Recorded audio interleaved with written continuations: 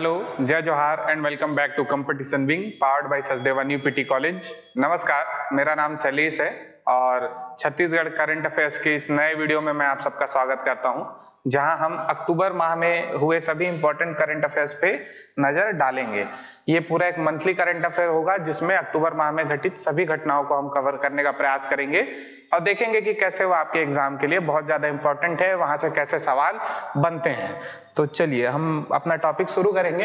अच्छा, उससे पहले मैं आप लोगों को बताता चलूं, हमारे संस्थान के द्वारा सीजीपीएससी की तैयारी से संबंधित एक टेस्ट सीरीज का आयोजन जून माह से ही कराया जा रहा है, जिसको 3 फेजेस में डिवाइड किया गया है। तो उसका पहला फेज जिसमें 18 टेस्ट थे वो कंप्लीट हो चुका है। वो सभी के लिए निःशुल्क था। मैं उम्मीद करता हूं आप सभी ने दिलाया होगा। अगर आप सबको उसका निःशुल्क पीडीएफ चाहिए तो आप हमारे टेलीग्राम चैनल से जुड़ सकते हैं।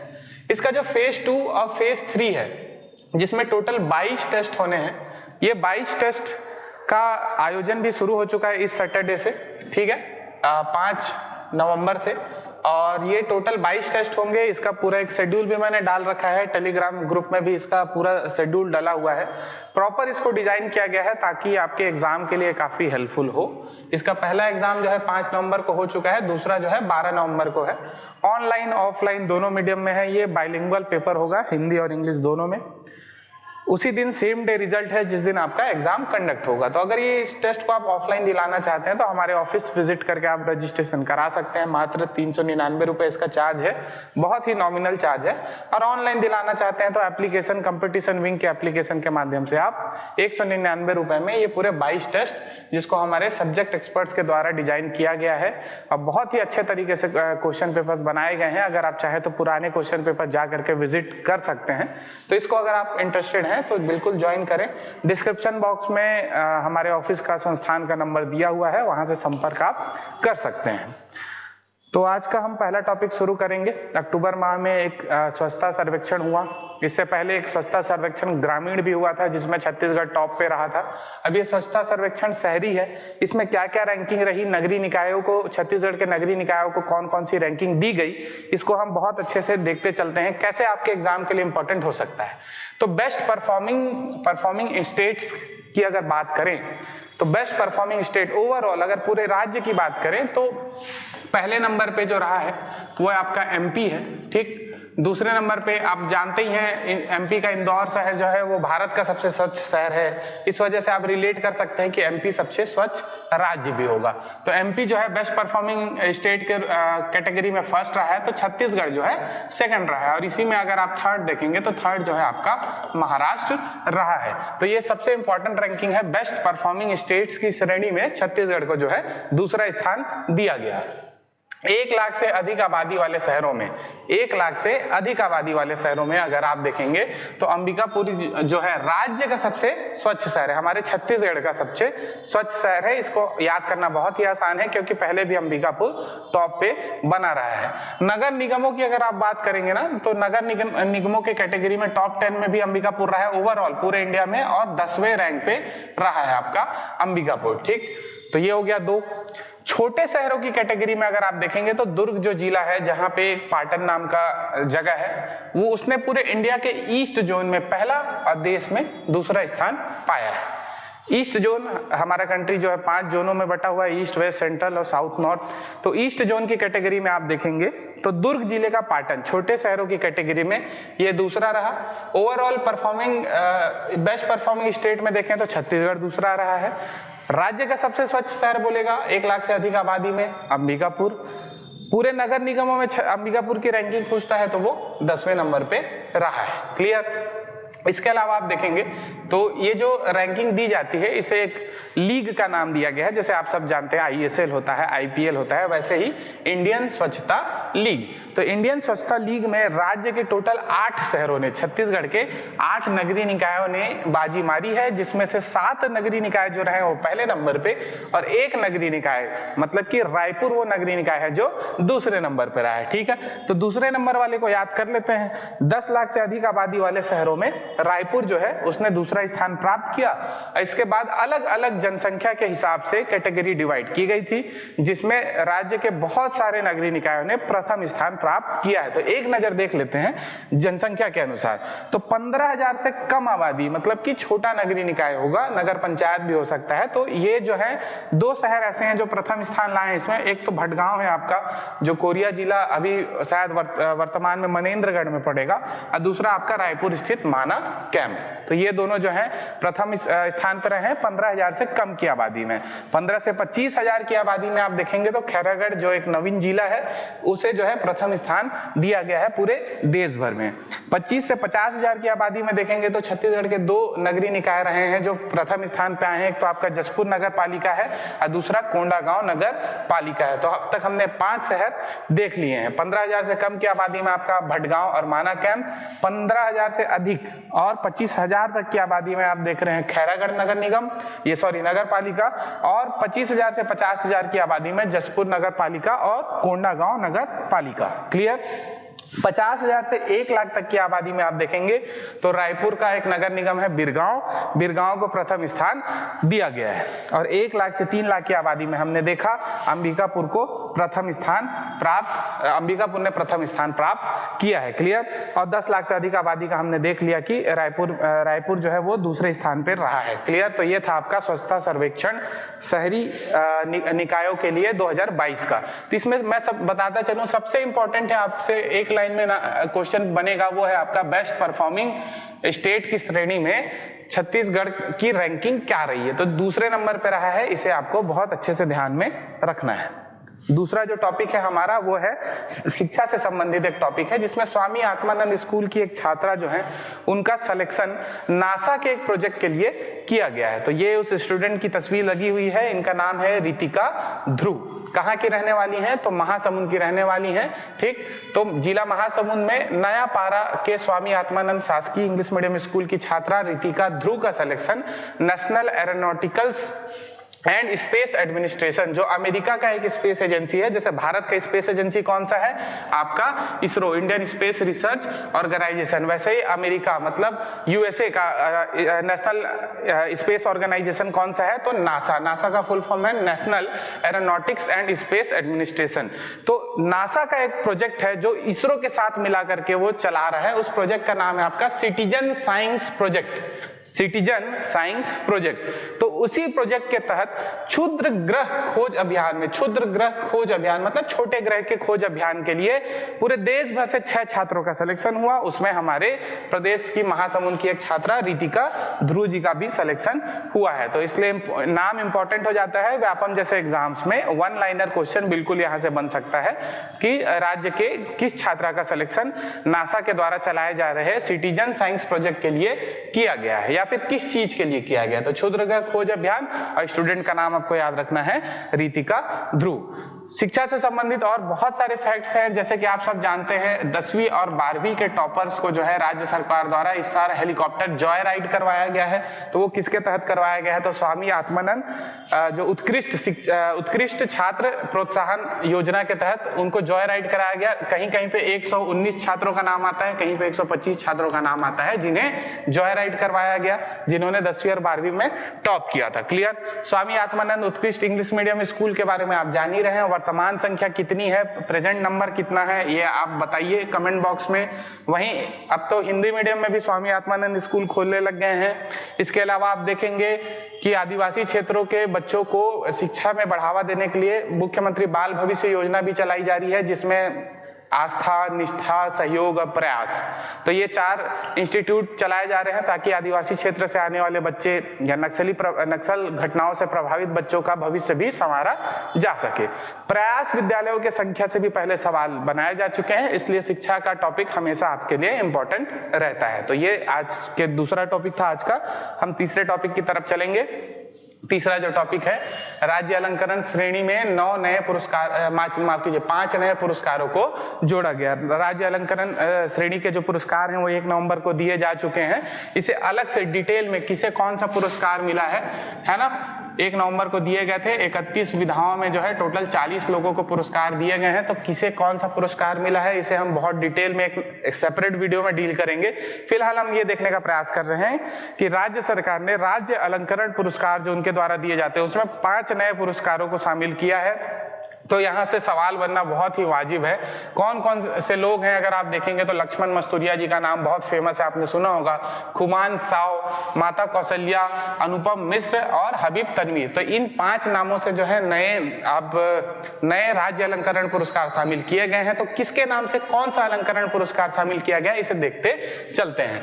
तो देखिए, लोकगीत है ना, फोक सॉन्ग की कैटेगरी में आप देखेंगे तो लक्ष्मण मस्तूरिया सम्मान, ठीक, लक्ष्मण मस्तूरिया पुरस्कार। लोक संगीत अगर आप देखेंगे, फोक म्यूजिक की कैटेगरी में आप देखेंगे तो खुमान साव पुरस्कार शामिल किया गया है। क्लियर। श्रेष्ठ रामायण मानस मंडली, जो रामायण का पाठ करती है जिसे मानस मंडली कहा जाता है, तो इनके नाम से रिलेट करना बहुत आसान है, माता कौशल्या सम्मान, ठीक।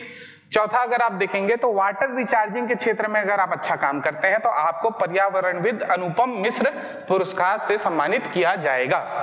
वहीं अगर आप रंग कर्म मतलब कि थिएटर की बात करें तो थिएटर में जानते हैं एक ही लेजेंडरी नाम है, वो नाम किनका है, तो हबीब तनवीर जी का नाम है, हबीब तनवीर पुरस्कार, ठीक। हिंदुस्तान थिएटर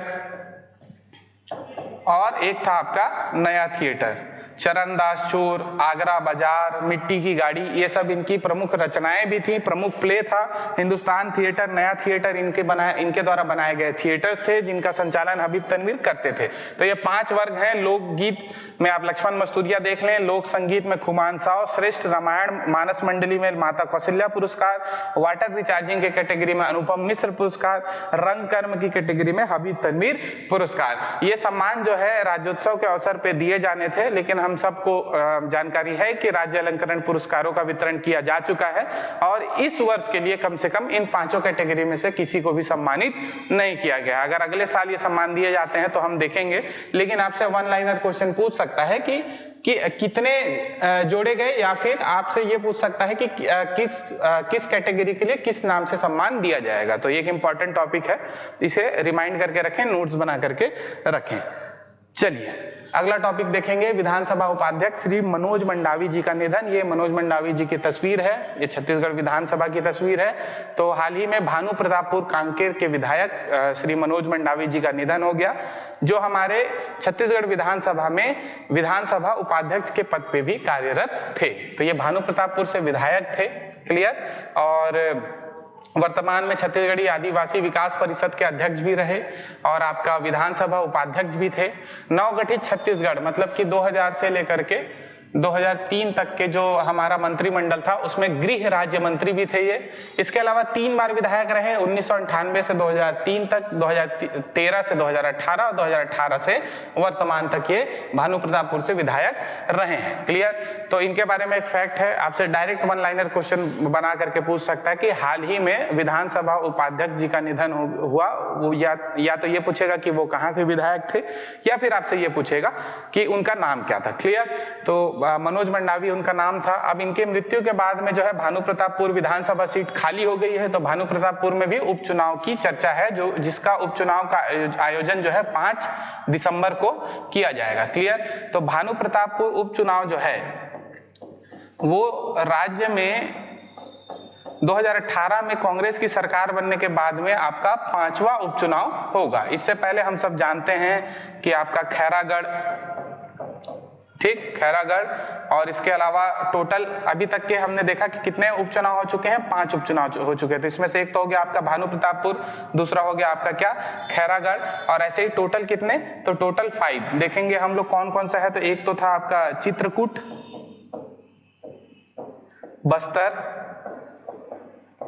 और मरवाही, ठीक। तो कौन कौन इसमें विजेता रहे, ये सब तो अब पुराना न्यूज हो गया, लेकिन अगर आपसे पूछता है कि कितने उपचुनाव हुए हैं राज्य में? तो पांचवा उपचुनाव है भानु प्रतापपुर के मिला करके। अब भानु प्रतापपुर से किनकी मृत्यु हो गई? तो मनोज मंडावी जी की। क्योंकि ये विधानसभा उपाध्यक्ष रहे हैं, इसलिए इसी बहाने आप सभी विधानसभा उपाध्यक्ष जो रहे हैं उनको भी आप रिवाइज कर सकते हैं। तो राज्य के प्रथम विधानसभा उपाध्यक्ष कौन थे? तो बनवारी लाल अग्रवाल, जो प्रथम विधानसभा में ही राज्य के विधानसभा उपाध्यक्ष थे, स्पीकर और डिप्टी स्पीकर, है ना। और दूसरे नंबर पे कौन रहे? तो धर्मजीत सिंह, तब कांग्रेस से थे, अभी ये जनता कांग्रेस में थे, अभी जनता कांग्रेस से इन्हें निष्कासित कर दिया गया है। तो ये दोनों जो थे बनवारी लाल अग्रवाल और धर्मजीत सिंह, ये दोनों प्रथम विधानसभा में विधानसभा उपाध्यक्ष रहे। इसके अलावा बद्रीधर दीवान जो है द्वितीय विधानसभा में, नारायण चंदेल जो वर्तमान में क्या हैं? तो आपके नेता प्रतिपक्ष हैं, ये आपके तीसरे विधानसभा में, अगेन बद्रीधर दीवान चौथे विधानसभा में, और वर्तमान में आप सब जानते हैं पांचवी जो हमारी विधानसभा है उसमें मनोज सिंह मंडावी जी आपके विधानसभा उपाध्यक्ष थे। तो इसमें एक नारायण चंदेल का नाम फिर से इंपॉर्टेंट हो जाता है, अगर इनसे कूट बना करके पूछता है तो भी आपके लिए इंपॉर्टेंट है। ये तीसरे विधानसभा में विधानसभा उपाध्यक्ष रहे हैं। प्रथम कौन है करके पूछता है तो बनवारी लाल अग्रवाल। आप मेरे को एक क्वेश्चन का जवाब दीजिए कि वर्तमान में छत्तीसगढ़ विधानसभा के अध्यक्ष कौन है? क्लियर? तो ये था आज का तीसरा टॉपिक। चौथे टॉपिक पे चलेंगे। चौथा टॉपिक बहुत इंपॉर्टेंट टॉपिक है। राज्य में धान खरीदी की शुरुआत कर दी गई है, 1 नवंबर से इसकी शुरुआत की गई है और 1 नवंबर से लेकर के ये 31 जनवरी तक इसका धान खरीदी जो है मार्कफेड के द्वारा की जाएगी। क्लियर? छत्तीसगढ़ राज्य सहकारी विपणन संघ मर्यादित मार्कफेड के द्वारा धान खरीदी की जा रही है। केंद्र सरकार ने 2040 रुपए एमएसपी घोषित की है, 600 रुपए राज्य सरकार के द्वारा इनपुट सब्सिडी दी जाएगी, तो टोटल हो जाएगा 2640। इससे डायरेक्ट सवाल बनता है कि एमएसपी कितना है? तो 2040 रुपए, राज्य सरकार कितनी दे रही है? तो 2640। बिल्कुल अच्छे से याद रखें। वही ग्रेड ए के लिए 2060 रुपए। बहुत आसान है। डेट से सवाल बनता है 1 नवंबर से 31 जनवरी तक। और अपडेट्स आएंगे कि कितने लाख किसानों ने पंजीयन कराया, कितने लाख किसानों ने धान बेचा। और आप सबको बता दूं कि 110 लाख टन जो है धान खरीदी का टारगेट 2023 के लिए, माफ कीजिए 2022-23 के लिए रखा गया है। मक्का खरीदी भी 1 नवंबर से स्टार्ट हो गया और इसका आयोजन 28 फरवरी तक किया जाएगा। 28 फरवरी 2023 तक मक्का खरीदी का भी आयोजन साथ ही साथ में किया जा रहा है। मार्कफेड के द्वारा ये खरीदारी की जा रही है। इसके अलावा आप देखेंगे कि इस वर्ष जो है राज्य सरकार में अरहर, मूंग एवं उड़द की फसल की भी समर्थन मूल्य में खरीदी की जाएगी। इसमें अगर आप देखें तो अरहर और उड़द का जो एमएसपी है वो 6600 रुपए, वहीं मूंग का जो एमएसपी है वो 7755 रुपए। तो आप सब जानते हैं जैसे धान की खरीदी का एक लिमिट है, कैपिंग है, 15 क्विंटल प्रति एकड़ इसमें खरीदी होती है। तो वैसे ही अगर आप देखें तो अरहर में भी कुछ कैपिंग है, उड़द में भी कैपिंग है और मूंग में भी आपका कैपिंग है। ठीक है, तो इसे याद रखना बहुत आसान है। अगर आप अरहर को बहुत ध्यान से देखें तो ये 4 लेटर का एक शब्द है, तो इसी से आप कैच कर सकते हैं कि 4 क्विंटल प्रति एकड़। उड़द जो है 3 लेटर का शब्द है, तो इससे कैच कर सकते हैं 3 क्विंटल प्रति एकड़। अब मूंग जो है 2 वर्डों का शब्द है, तो 2 क्विंटल प्रति एकड़। ठीक है। अच्छा, बहुत ज्यादा टफ क्वेश्चन बनाता है तो आपसे ये पूछ सकता है कि उड़द, मूंग और अरहर की खरीदी कब से कब तक की जाएगी। वैसे ये मेरे को उतना ज्यादा इंपॉर्टेंट इसका डेट जो है वो नहीं लग रहा है, लेकिन जो धान खरीदी और मक्के खरीदी का जो डेट है वो बहुत ज्यादा इंपॉर्टेंट है। धान खरीदी का जो एमएसपी है वो बहुत ज्यादा इंपॉर्टेंट है, कुल लक्ष्य बहुत ज्यादा इंपॉर्टेंट है, नंबर ऑफ किसान जिनका पंजीयन हुआ है वो बहुत ज्यादा इंपॉर्टेंट है, कुल कितने क्विंटल की खरीदी होगी ये बहुत ज्यादा इंपॉर्टेंट है। ये प्री और मेंस दोनों में ही, मेंस में भी यहाँ से सवाल बन चुका है कि धान खरीदी के पूरे प्रोसेस को समझाइए, और प्री में तो यहाँ से या फिर व्यापम में यहाँ से सवाल बनते ही रहते हैं, क्योंकि हम सब जानते हैं मिलेट मिशन यहाँ राज्य में चल रहा है, तो मोटे अनाज या फिर जो दलहन फसलें हैं उसके ऊपर भी जो भी अपडेट्स आ रहे हैं उसको भी बहुत इंपॉर्टेंट तरीके से आपको नोट करके रखना है, रिवाइज करते रहना है। क्लियर? तो ये था आपके कृषि से संबंधित एक टॉपिक, राज्य में धान खरीदी। अगला टॉपिक देखेंगे। अगला टॉपिक है नवगठित 10 राजस्व अनुविभागों और 25 तहसीलों का किया गया उद्घाटन। ये सब डिविजनल ऑफिस रेवेन्यू की बात कर रहा है तो 10 नए सब डिविजनल ऑफिस रेवेन्यू शुरू किए गए हैं और वर्तमान में राज्य में जो है अब 108 राजस्व अनुविभाग होंगे। तो आपके लिए सबसे इंपॉर्टेंट बस यही है कि 108 राजस्व अनुविभाग प्रदेश में वर्तमान में कार्यरत होंगे। अब वहीं 25 नए तहसीलों का भी उद्घाटन किया गया है। तो तहसील तो लगातार बनते रहते हैं, इसलिए सभी तहसीलों का नाम वगैरह याद करना उतना फिजिबल नहीं है और जरूरी भी नहीं है। लेकिन वर्तमान में अगर तहसीलों की संख्या अगर हाल फिलहाल में महीने 2 महीने 3 महीने में आरक्षण वाला मुद्दा सॉल्व होता है, एग्जाम अगर कंडक्ट करा लिया जाता है तो ये दोनों डाटा जो है आपके लिए इंपॉर्टेंट हो सकता है। वैसे प्रदेश में टोटल 235 तहसील बनाए जाने का लक्ष्य राज्य सरकार द्वारा रखा गया है। ये क्या है, आपके बेसिक ज्योग्राफी या प्रशासन का सवाल है, तो इसलिए आपको ध्यान रखना है कि वर्तमान में कितने जिले हैं, तो 33 जिले हैं, कितने संभाग हैं, तो 5 संभाग हैं, किस संभाग में कितने जिले हैं, तो ये सारी चीजें आप, मैं उम्मीद करता हूं, अपडेट करके चल रहे होंगे। तो एक छोटा सा टॉपिक था, 10 नए राजस्व अनुविभाग के साथ में राज्य में कुल 108 राजस्व अनुविभाग हो गए और 25 नए तहसीलों के साथ में वर्तमान में 225 नए तहसील बना दिए गए हैं राज्य में। ठीक है, कितने जिले, कितने संभाग और कितने आदिवासी विकास खंड, कितने विकास खंड, इन सभी चीजों को आप अपडेट करके रखें, रिवाइज करके रखें। जैसे ही एग्जाम का प्रोसेस दोबारा आपका रेज्यूम होगा, ये सारी चीजें आपके लिए बहुत इंपॉर्टेंट हो जाएंगी। अगला जो टॉपिक है वो है राष्ट्रीय पुरस्कारों से संबंधित। आपके अक्टूबर के महीने में छत्तीसगढ़ को जो है कुल 3 अलग अलग राष्ट्रीय पुरस्कार प्रदान किए गए। तो क्या होता है कि राष्ट्रीय पुरस्कार बार बार प्रदान किए जाते हैं तो हमें ये कंफ्यूजन होता है कि इससे पहले कौन सा मिला था या इस वर्ष के लिए 2022 में कौन कौन सा मिला है, तो वो एक कंफ्यूजन का स्टेज बना रहता है। इसलिए मैंने एक काम किया है कि वर्ष 2022 में छत्तीसगढ़ को प्राप्त सभी राष्ट्रीय पुरस्कारों को एक जगह कंपाइल कर दिया है। यहाँ से आप आसानी से इसको पढ़ भी सकते हैं और मैं एक बार आपको बताता भी चलता हूँ कि कौन कौन से राष्ट्रीय पुरस्कार वर्ष 2022 के लिए छत्तीसगढ़ को दिए गए। और यहीं पर से आपका या तो आप नोट्स बना लें या तो इसका PDF हमारे टेलीग्राम ग्रुप में शेयर किया जाएगा, वहां से आप डाउनलोड करके रख लें, तो आपको बार बार और दूसरे जगहों पे देखने की जरूरत नहीं पड़ेगी। एक बार आप इसको देखेंगे, नोट्स बना के रखेंगे तो रिवाइज आप कर सकते हैं।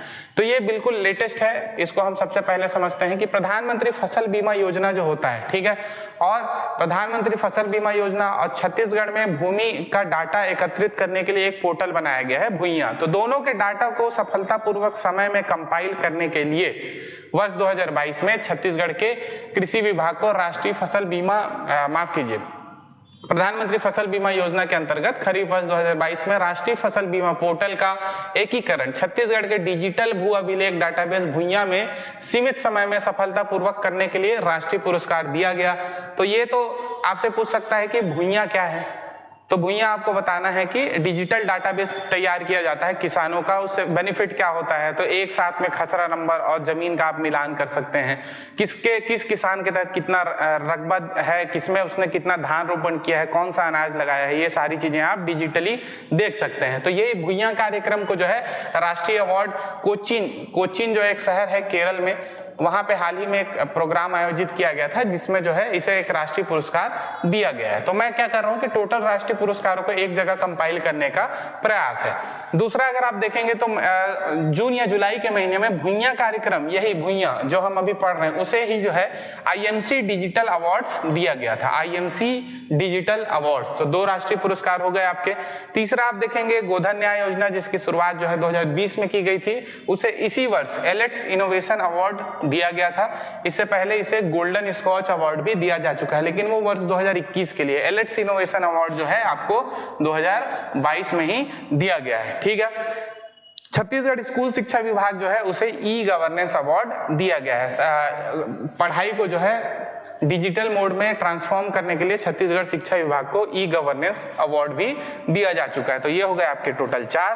पांचवा आप देखेंगे राष्ट्रीय पंचायत दिवस 24 अप्रैल को छत्तीसगढ़ के टोटल 12 पंचायतों को राष्ट्रीय अवार्ड दिया गया, जिसमें अगर आप जिला स्तर पर देखेंगे तो आपका दीनदयाल उपाध्याय पंचायत सशक्तिकरण पुरस्कार जिला संवर्ग में आप देखें तो कबीरधाम जिले को दिया गया था। और ऐसे टोटल 12 पंचायत थे, सभी तो इंपॉर्टेंट नहीं है लेकिन जिला संवर्ग में ये बहुत ज्यादा इंपॉर्टेंट है। क्लियर।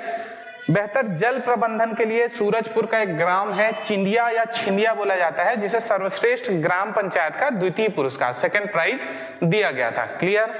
इसके अलावा आप देखेंगे तो छत्तीसगढ़ का जो श्रम विभाग है ना, लेबर डिपार्टमेंट, उसे ई श्रमिक सेवा के लिए गोल्डन अवार्ड, मतलब कि बहुत सारे जो हमारे लेबर होते हैं, मजदूर होते हैं, उनका डिजिटली पंजीकरण करने के लिए केंद्र सरकार के द्वारा छत्तीसगढ़ के श्रम विभाग को गोल्डन अवार्ड भी दिया गया। इससे क्या बेनिफिट या फायदा हो सकता है, तो इन जैसे किसी एक्सीडेंट के केस में या इंश्योरेंस के लिए मजदूरों को बहुत ज्यादा भटकना पड़ता है, तो उनका डिजिटल डाटाबेस होने से उन्हें ये सब सुविधा प्रदान करने में बहुत ज्यादा आसानी होती है। ठीक है, तो अब तक हमने कितने देखे, 7 देख लिए। ठीक है, 8वें नंबर पे चलेंगे। 8वां कौन सा है आपका, तो 8वां है गुणवत्ता युक्त एवं रोजगार आधारित निःशुल्क कौशल प्रशिक्षण, माफ कीजिए, निःशुल्क कौशल प्रशिक्षण, मतलब कि स्किल डेवलपमेंट के लिए मुख्यमंत्री कौशल विकास योजना को मिला राष्ट्रीय पुरस्कार। जो हमारा स्किल डेवलपमेंट जो प्रोग्राम है, मुख्यमंत्री स्किल डेवलपमेंट प्रोग्राम या फिर मुख्यमंत्री कौशल विकास योजना, जो राज्य सरकार की एक योजना है, तो उसमें क्या है, प्रॉपर क्वालिफाइड तरीके से ट्रेनिंग देने के लिए, रोजगार युक्त ट्रेनिंग देने के लिए, वो भी निःशुल्क तरीके से ट्रेनिंग देने के लिए छत्तीसगढ़ का जो ये प्रोग्राम है मुख्यमंत्री कौशल विकास योजना, इसे कौन सा राष्ट्रीय अवार्ड मिला है, तो इसी महीने अक्टूबर के महीने में ही जो है इसे स्कॉच सिल्वर अवार्ड से सम्मानित किया गया है। मैंने बताया था गोधन न्याय योजना को 2021 में स्कॉच गोल्ड अवार्ड दिया गया था, वैसे ही आप देखेंगे अक्टूबर 2022 में जो है मुख्यमंत्री कौशल विकास योजना को स्कॉच सिल्वर अवार्ड से सम्मानित किया गया है।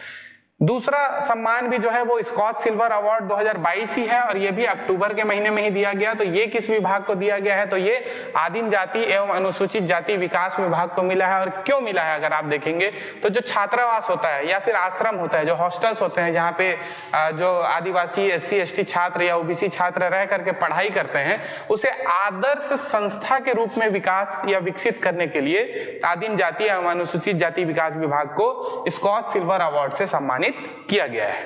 तो ये दोनों सम्मान भी अक्टूबर माह के हैं, तो इंपॉर्टेंट है। और इससे पहले मैंने बताया भूया कार्यक्रम वाले को भी जो कोचीन में राष्ट्रीय सम्मान दिया गया है, ये भी आपके अक्टूबर माह का है। और ये 10वें नंबर का जो सम्मान है वो स्वच्छता सर्वेक्षण ग्रामीण ईस्ट जोन में छत्तीसगढ़ टॉप में था। ये हमने पहले के करंट अफेयर में भी कवर किया हुआ है। ठीक है, तो ये टोटल 10 राष्ट्रीय पुरस्कार हैं जो वर्ष 2022 में छत्तीसगढ़ को अलग अलग सेक्टर में दिए गए हैं।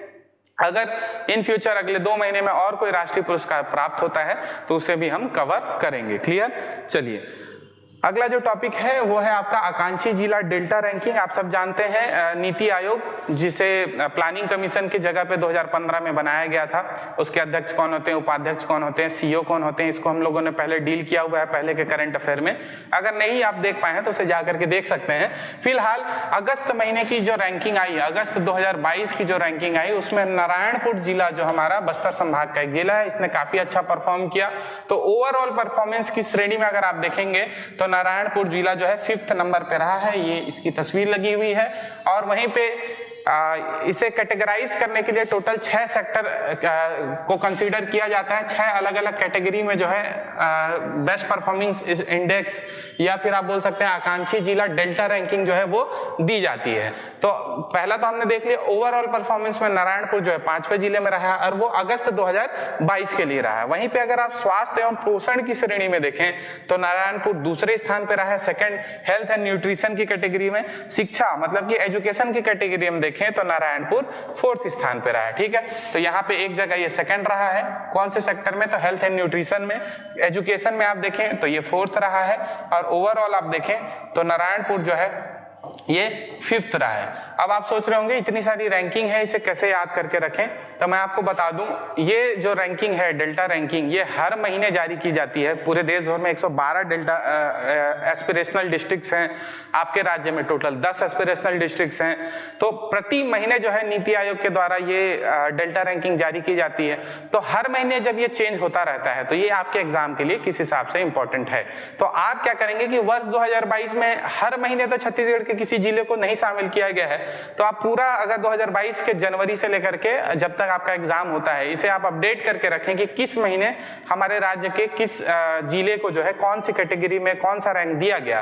तो इसे एक जगह आप जब कंपाइल करेंगे तो आप पाते हैं कि मुश्किल से 5-6 पॉइंट का ही करंट अफेयर बन रहा है। तो इसे कंपाइल करके रखें और साल के अंत में एग्जाम से पहले इसे एक बार देख करके आप जाएं, तो इस तरीके से आपके लिए हेल्पफुल रहेगा। और जैसा कि मैं बता रहा था 6 टोटल अलग अलग क्राइटेरिया रहते जाती हैं, जिसमें आप सबसे पहले अगर आप देखें तो सबसे पहला तो आपका शिक्षा ही रहता है ना, एजुकेशन। दूसरा आप देखेंगे तो वो हो जाएगा आपका फाइनेंशियल इंक्लूजन, वित्तीय समावेशन, वित्तीय समावेशन, ठीक, फाइनेंशियल इंक्लूजन। और आप क्या देख सकते हैं इसमें, तो एग्रीकल्चर है, एग्रीकल्चर के सेक्टर में भी दिया जाता है। इसके अलावा आप क्या देखेंगे, बेसिक इंफ्रास्ट्रक्चर, बेसिक इंफ्रास्ट्रक्चर, आधारभूत अधोसंरचना। इसके अलावा हमने देखा ही कि हेल्थ है, हेल्थ एंड न्यूट्रिशन है। और इसके अलावा अंतिम जो है वो है आपका स्किल डेवलपमेंट, कौशल विकास। तो इन 6 पॉइंट्स के आधार पे जो है, इन 6 पॉइंट्स के हिसाब से अलग अलग डेल्टा रैंकिंग प्रति महीने जारी की जाती है। तो ये हर महीने का डाटा आपके लिए इंपॉर्टेंट नहीं है, लेकिन ये 6 कौन कौन से पॉइंट्स होते हैं, कितने आकांक्षी जिले हैं, तो 112 आकांक्षी जिले हैं, कब से ये दिया जा रहा है, किसके द्वारा दिया जा रहा है, तो ये आप देख करके जरूर रखें। और जो हर महीने का नोट्स होता है, अगर उसमें आप थोड़ा आधा पेज छोड़ दें और राज्य के किसी जिले को शामिल किया जाता है तो उसे आप अपडेट करके रख लें। अगला जो है टॉपिक वो इंपॉर्टेंट टॉपिक है, प्रदेश में 2 नए केंद्र संरक्षित स्थल बनाए जाने के लिए जो है आपकी आर्कियोलॉजिकल सर्वे ऑफ इंडिया है, उसने केंद्र सरकार को एक लेटर लिखा है। केंद्र सरकार ने हाल ही में एक योजना के तहत सभी राज्यों को जो है लेटर के माध्यम से सूचित किया था।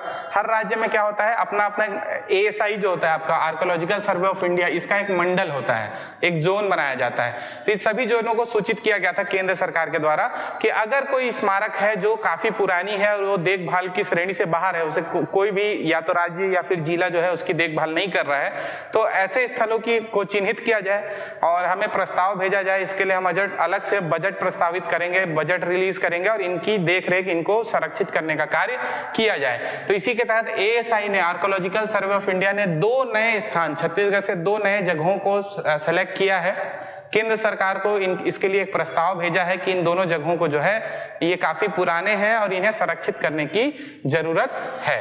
तो अगर ये अनुमति मिल जाती है केंद्र सरकार के द्वारा तो राज्य में जो है केंद्र संरक्षित स्थलों की संख्या जो है वो 48 हो जाएगी। वर्तमान में ये कितनी है, 46 है। अब हम देख लेते हैं कि ये 2 स्थान कौन से हैं। तो सबसे पहले रतनपुर, जो कलचुरियों की राजधानी रही, वहीं एक मंदिर या फिर एक महल है बोल सकते हैं आप, जिसका नाम है 20 दुवरिया। तो एक ऐसा महल है जिसमें 20 टोटल दरवाजे हैं, चारों तरफ से खुला हुआ है, काफी खंडर हो चुका है, लगभग 1000 साल पुराना ये स्थल है। दोनों ही जगह जो है, दोनों ही मंदिर जो है वो 1000 साल से पुरानी है। अब अगर इसके बारे में डिटेल देख लें 20 दुवरिया रतनपुर के बारे में, तो इस मंदिर में कुल जो है आपके 20 द्वार हैं। जैसे मैंने बताया, मंदिर में कोई भी भगवान की कहीं पे कोई मूर्ति नजर नहीं आती है। कहीं कहीं पे इस मंदिर को जो है राज सिंह, जो एक कलचुरी राजा थे, उनका भव्य स्मारक बताया गया है, मतलब कि राज सिंह का स्मारक है ऐसा करके बताया गया है। तो इसे संरक्षित करने के लिए ASI ने प्रपोजल जो है केंद्र सरकार को भेजा है। दूसरा जो है वो बारसूर, जो कि दंतेवाड़ा में है, वहां पे एक मंदिर है जिसका नाम है पेदम्मा गुड़ी। पेदम्मा मतलब तेलुगु में बड़ी माँ होता है, और देवियों को जो है माँ का दर्जा हम देते ही हैं। तो पेदम्मा गुड़ी नामक एक मंदिर है बारसूर में, जो कि छिंदक नागवंशी राजा अन्नम देव के शासनकाल से यहाँ पे है, और इसे भी संरक्षित करने के लिए जो है आपके ASI ने प्रपोजल भेजा है। स्थानीय लोगों का अगर आप माने तो इस मंदिर में जो है माँ पार्वती विराजमान है। आप सब जानते ही होंगे दंतेश्वरी मंदिर जो है दंतेवाड़ा में, वो भी एक पेदम्मा गुड़ी है, और वो सबसे बड़ा पेदम्मा गुड़ी है। तो माता को जो है पेदम्मा गुड़ी का दर्जा आपके तेलुगु संस्कृति में जो है वो दिया जाता है। छिंदक नागवंशी या फिर आप काकतीय लोगों को देखेंगे तो वो तेलुगु पृष्ठभूमि से बिलोंग करते थे। ठीक है, तो ये दोनों जगह 20 दुवरिया, पेदम्मा गुड़ी, रतनपुर और बारसूर, इसको याद रखें। वर्तमान में 46 जो है केंद्र सरकार के द्वारा संरक्षित स्मारक राज्य में मौजूद है। 2 अगर ऐड हो जाते हैं तो इनकी संख्या जो है 48 हो जाएगी। अगले टॉपिक पे चलेंगे। अगला टॉपिक विविध यानी कि मिसलेनियस है। विविध में क्या क्या चीजें हैं इसको हम देख लेते हैं एक बार। तो सबसे पहला जो टॉपिक है आपका वो है राज्य की पर्वतारोही यासी जैन ने 2 अक्टूबर को फतह किया माउंट किलिमंजारो। तो अफ्रीका का सबसे ऊंचा चोटी है किलिमंजारो, तो उसे फतह करने वाली यासी जैन, मेरे ख्याल से आपने नाम सुन के रखा होगा, पर्वतारोही है, रायगढ़ जिले की रहने वाली हैं, और इससे पहले भी कई सारे पर्वतारोहण का कार्य इन्होंने किया है। हम देखते हैं कि अगस्त के महीने में आपने अंकिता गुप्ता जी को देखा होगा, जो माउंट किलिमंजारो फतह कर चुकी हैं ऑलरेडी, जो कवर्धा पुलिस में कांस्टेबल के रूप में कार्यरत हैं। अभी यासी जैन जी का नाम आ गया, नैना सिंह धाकड़ हैं, अमिता श्रीवास हैं, और इसके अलावा half human half robo Chitrasen Sahu थे, और आपके राहुल गुप्ता जिन्हें माउंटेन मैन कहा जाता है। तो इन 6 लोगों का नाम आपको हमेशा याद रखना है। पिछले साल के पीएससी में क्या हुआ कि चित्रसेन साहू जी से सवाल जो है थोड़ा डिफिकल्ट करके पूछा। उससे पहले फूड इंस्पेक्टर के एग्जाम में उनके जितने भी उन्होंने जो पर्वतारोहण किया है उन पर्वतों का नाम पूछा कि यूरोप में किया है कि नहीं, अफ्रीका में किया है कि नहीं।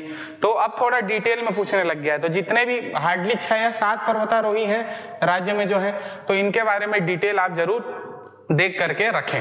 दूसरा आप देखेंगे रोड सेफ्टी सीरीज में इंडिया लीजेंड्स बनी विजेता। इसके जो सेमीफाइनल्स और फाइनल्स के मैच थे जिसमें रिटायर्ड खिलाड़ी खेलते हैं, क्रिकेट का एक मैच होता है और ये रोड सेफ्टी के लिए इसका आयोजन किया जाता है। तो सेमीफाइनल और फाइनल का मैच जो है Shaheed Veer Narayan Singh international cricket stadium में किया गया, जिसमें इंडिया लीजेंड्स की जीत हुई। और इंडिया ने किसे हराया अगर ये आप देखोगे तो ये श्रीलंका को हराया, है ना। मैन ऑफ द मैच अगर आप देखोगे, मैन ऑफ द मैच देखोगे तो वो नमन ओझा थे, है ना, नमन ओझा जो स्पिनर हैं, उड़ीसा के रहने वाले हैं। और मैन ऑफ द सीरीज अगर आप देखोगे तो तिलक रत्ने दिल्सान, तिलक रत्ने दिल्सान जो श्रीलंका के ही खिलाड़ी थे और बैट्समैन रहे हैं, ये पूर्व कप्तान रहे हैं श्रीलंका के। क्लियर। तो ये हो गया दूसरा topic. RIPA rural industrial park, है ना, Mahatma Gandhi rural industrial park, इसको हम लोगों ने कई बार डिटेल में कवर किया है। तो इसका फाइनली जो है उद्घाटन 2 अक्टूबर गांधी जयंती के दिन किया गया। तुरेनार बस्तर में जो है सबसे बड़ा ग्रामीण औद्योगिक पार्क जो है वो बनाया जाएगा। टोटल 146 जो विकास खंड है वहाँ 2 जो है आपके रूरल इंडस्ट्रियल पार्क बनेंगे। अब प्रथम स्टेज में अप्रोक्सीमेटली 300 रूरल इंडस्ट्रियल पार्क बनाए जाने का टारगेट रखा गया है। प्रत्येक जो है रूरल इंडस्ट्रियल पार्क को बनाने के लिए 2 करोड़ राज्य सरकार के द्वारा मंजूर किया गया है। क्लियर। तो योजना की शुरुआत होने का डेट, सबसे बड़ा कहाँ बनाया जा रहा है, कुल कितने बनाए जा रहे हैं, कितनी राशि आवंटन की गई है, मेंस के लिए भी इंपॉर्टेंट है, प्री के लिए भी इंपॉर्टेंट है। 36वां राष्ट्रीय खेल जिसका आयोजन आप सब जानते हैं कि 29 सितंबर से 12 अक्टूबर तक इसका आयोजन गुजरात के 5-6 अलग शहरों में किया गया। इसमें प्रथम नंबर पे जो है मैंने पहले ही बताया है सर्विसेज की टीम रही, जो सेना की टीम होती है। और छत्तीसगढ़ की जो रैंकिंग है वो 22वीं रही। छत्तीसगढ़ ने टोटल 13 मेडल जीते, जिसमें से 2 गोल्ड थे, है ना, 2 गोल्ड 5 सिल्वर और 6 जो है वो ब्रॉन्ज मेडल रहे। 2 गोल्ड जीतने वाले कौन कौन रहे, तो एक तो आपकी आकर्षी कश्यप थी जो बैडमिंटन की खिलाड़ी रही हैं, गोल्ड इन्होंने जीता। दूसरा आपके अमितेश मिश्र, एकमात्र स्केटर है छत्तीसगढ़ के अमितेश मिश्र, रायपुर के रहने वाले हैं, एशियन गेम्स के लिए क्वालिफाई इन्होंने किया है और इसमें भी इन्होंने गोल्ड जीता। इन्हें ही इस वर्ष का गुंडाधुर पुरस्कार भी दिया गया है। तो टोटल 13 मेडल। प्रथम रैंक किसका रहा, कब से कब तक आयोजन किया गया, कहाँ आयोजन किया गया। अगला राष्ट्रीय खेल जो है वो गोवा में आयोजित किया जाएगा। इस वर्ष जो हुआ वो 36वें नंबर का रहा। तो ये सारे फैक्ट्स थे। अगले टॉपिक को देखेंगे। अगला विविध क्या बोलता है कि देश का सबसे बड़ा मिलेट प्रसंस्करण केंद्र नथिया नवागांव कांकेर में मिलेट योजना भी चलाई जा रही है 14 अलग अलग जिलों में राज्य के।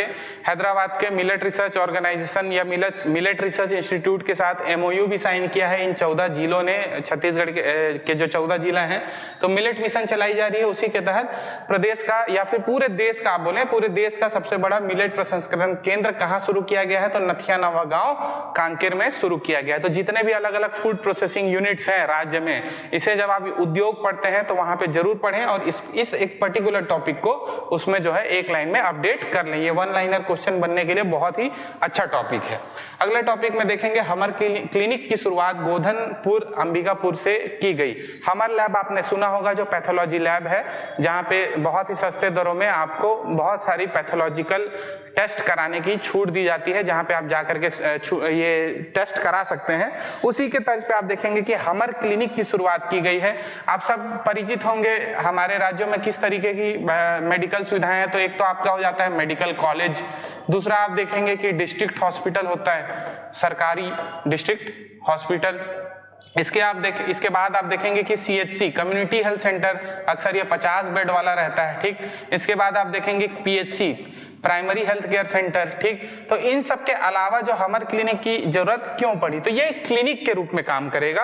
आप अक्सर देखेंगे कि पीएचसी में डॉक्टर नहीं बैठते हैं, तो जैसे दिल्ली में आपने सुना होगा मोहल्ला क्लिनिक, उसी के तर्ज पे आप देखेंगे कि हमर क्लिनिक, जिसमें सुबह शाम ओपीडी की सुविधा तो रहेगी और बेसिक बीपी शुगर आदि की भी आप जांच करा सकते हैं। छोटे छोटे चीजों के लिए आपको अस्पताल तक जाने की जरूरत नहीं पड़ेगी, क्लिनिक के रूप में काम करेगा, जहां सुबह शाम 2 टाइम ओपीडी जो है ऑपरेट किया जाएगा। तो इसकी शुरुआत कहां से हुई है, तो गोधनपुर अंबिकापुर से शुरुआत हुई है। क्या चीज है ये, तो हमर क्लिनिक, ठीक है। तो इसे एक वन लाइनर चीज है, इसे भी याद रखें। अगला जो टॉपिक है वो है रीवा ग्राम आरंग जो है आपका, रीवा ग्राम आरंग, यहाँ पे 2400 साल पुरानी मोहरें मिली हैं। तो रीवा ग्राम काफी प्रचलित है, पहले भी कई बार ये करंट अफेयर और पुरातत्व के वजह से जो है ये खबरों में रहता है। आरंग जो है रायपुर जिले में ही स्थित है। तो ये रीवा ग्राम जो है ये बहुत ही ज्यादा इंपॉर्टेंट है। बहुत अलग अलग जो हमारे शासनकाल रहे हैं, शासक रहे हैं, उनसे संबंधित सोने के सिक्के यहाँ इस वर्ष प्राप्त हुए हैं, जिसमें आप देखेंगे अगर तो कुषाण डायनेस्टी आपने सुना होगा, कुषाण वंश, इसके अलावा आपने मेघ वंश सुना होगा, इसके अलावा छत्तीसगढ़ के कलचुरियों के बारे में सुना होगा और आपके सरबपुरी, ठीक। तो इन चारों वंशों से संबंधित अलग अलग सोने के सिक्के लगभग 2400 साल पुराने तक के यहाँ पे मिले हैं। नॉर्दर्न ब्लैकवेयर पोट्री भी यहाँ पे मिली है। नॉर्दर्न ब्लैकवेयर पोट्री क्या है, ये ऐसी मिट्टी के बर्तन हैं, ऐसे पॉलिश्ड बर्तन हैं जिससे उस जमाने में जो है राजा महाराजा या फिर रॉयल फैमिलीज के घरों का खाना बनता था, ठीक है। इसके अलावा आप देखेंगे कि आहत मुद्राएं भी यहाँ पे मिली हैं। जनपद काल की मुद्राएं भी यहाँ पे प्राप्त हुई हैं, जनपद काल की मुद्राएं और आहत मुद्राएं। आहत मुद्राएं क्या है, भारत में अपने आप में प्रचलित प्रथम सिक्के हैं, पहले अपने आप में फर्स्ट टाइप के सिक्के हैं। तो आहत मुद्राएं भी प्राप्त हुई हैं, जनपद काल की मुद्राएं भी प्राप्त हुई हैं, कुषाण, मेघ, कलचुरी और सरबपुरी काल की मुद्राएं प्राप्त हुई हैं। तो रीवा जो है काफी इंपॉर्टेंट पुरातात्विक साइट है। इससे संबंधित कुछ भी अपडेट आता है तो इसे आप जरूर एक जगह नोट करके रखें, ये भविष्य में आपके लिए बहुत ज्यादा इंपॉर्टेंट होगा। विविध के कुछ और टॉपिक देख लेते हैं। छत्तीसगढ़ छठा राज्य बना जहां ऑनलाइन मिलेगी आरटीआई की जानकारी। आरटीआई 2005 से लागू है, आप सब जानते हैं कि जिसके माध्यम से हम सिटीजन के कुछ ग्रीवेंसेस हैं तो आप राज्य सरकार या फिर कोई भी पब्लिक अथॉरिटी है उससे आप सवाल पूछ सकते हैं। तो इसी सवाल पूछे जाने की प्रक्रिया को अब सरल बना करके ऑनलाइन कर दिया गया। सुप्रीम कोर्ट ने काफी पहले गाइडलाइन दिया था, इसे धीरे धीरे अब हर राज्य के द्वारा इंप्लीमेंट किया जा रहा है। तो छत्तीसगढ़ भी ऐसा करने वाला जो है छठा राज्य बन गया है। इससे संबंधित और डिटेल्स जो है हमने ऑलरेडी टेलीग्राम ग्रुप में शेयर किया हुआ है। क्या होता है आरटीआई, कितने स्टेजेस में आप इसमें जो है एप्लीकेशन लगा सकते हैं, और ये आपके मेंस पेपर 7 के लिए बहुत ज़्यादा इंपॉर्टेंट है। अगर आप मेंस के अभ्यर्थी हैं या मेंस की तैयारी कर रहे हैं तो वहाँ पे पेपर 7 में आरटीआई एक्ट आप अलग से पढ़ते हैं, तो उसमें जरूर इसे एक लाइन में अपडेट करके रखें। श्रमिक नेता शंकर गुहा नियोगी पर जो एक डॉक्यूमेंट्री बनी है जिसका नाम है लाल जोहार। लाल जोहार, तो लाल जोहार नाम की एक डॉक्यूमेंट्री बनी है, किसके ऊपर, तो शंकर गुहा नियोगी के ऊपर। पृथक छत्तीसगढ़ के एक काफी पृथक छत्तीसगढ़ मांगने वाले काफी मजबूत श्रमिक नेता रहे हैं ये।